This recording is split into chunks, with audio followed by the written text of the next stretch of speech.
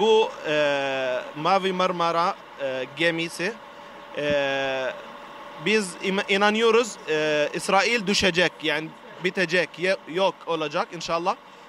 Bu bir ök idi. Ök biliyor musunuz? Ök. Sehm. Ha? Bu bir onlardan biri. Siz yani bu işiniz, bu gemi, bu mücahidler, bu şehitler kan kayıp olmaz inşallah. Allah bu bereket verecek ve inşallah yakında hepimiz katılacağız ve Filistin ve Mescid-i Aksa ve Beyt-i Makdis özgürleyeceğiz ya da tahrir, yani hürriyet inşallah. 2010 yılı Mavi Marmara katılımcısıydım. Gördüğünüz gibi Mavi Marmara yoluna denizleri de aşarak karadan da devam ediyor. 4 yıl geçmesine rağmen Allah'a şükürler olsun ki Türkiye'nin her tarafından şu anda Mavi Marmara'yı ziyarete gidiyoruz. Mavi Marmara bu mücadeleye destek amaçlı insanlar. Mavi Marmara seferinin tekrar yapılması için insanlar dört gözle bekliyor. Yani inşallah yeni bir sefer olursa yine gideceğiz.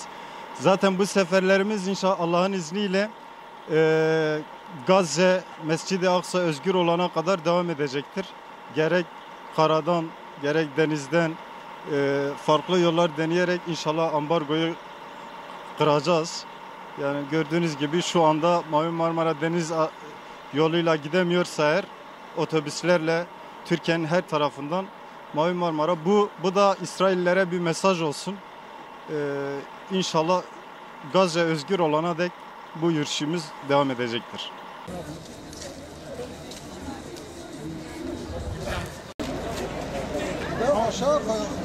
Mavi Marmara saldırısı üzerinde 4 yıl geçti. Gazze'deki abluka devam ediyor. Bu abluka devam ettiği müddetçe oradaki Müslümanların bize yardımı olduğu müddetçe biz bu yürüyüşümüzden vazgeçmeyeceğiz. Mavi Marmara yola çıktığı günden bugüne durmadı. Her gün bir adım ileriye gidiyor. En son varacağı yeri söyleyeyim. İnşallah Mescid-i Aksa ve Kudüs'ün, Gazze'nin özgürlüğüyle bu yürüyüşümüz son bulacak. Tabi nihai son değil aslında. Başka bölgelerdeki mazlum ve mağdur Müslümanlar için bu Mavi Marmara misyonu devam edecektir Allah'ın izniyle. Evet, Mavi Marmara katılmamızın sebeplerinden bir tanesi gerçekten Allah Celle Celaluhu mesela Kur'an-ı Kerim'de de diyor ki sizden yardım isteyen yetimler, kadınlar, ihtiyarlar, kimsesizler sizden yardım isterlerken size ne oluyor da siz gitmiyorsunuz? Mesela yine Kur'an-ı Kerim'de İsra suresinde Allah Celle Celaluhu diyor ki Mescid-i Aksa'yı ve etrafını mübarek kıldık. Ve o şu anda Yahudi, Siyonist İsrail'in ayakları altında. Buraya her Müslümanın sahip çıkması gerekiyor. Biz de bu duyarlılıkla yola çıktık. Elhamdülillah başarılı da olduk. Oradaki insanların hepsi samimiydi. Gayrimüslimler dahil hepsi gerçekten vicdan sahipleriydi. Ve bundan dolayı biz de onlara saygı duyduk. Bizim gemideki başkanımız da dedi ki gemide Yahudiler var, Hristiyanlar var.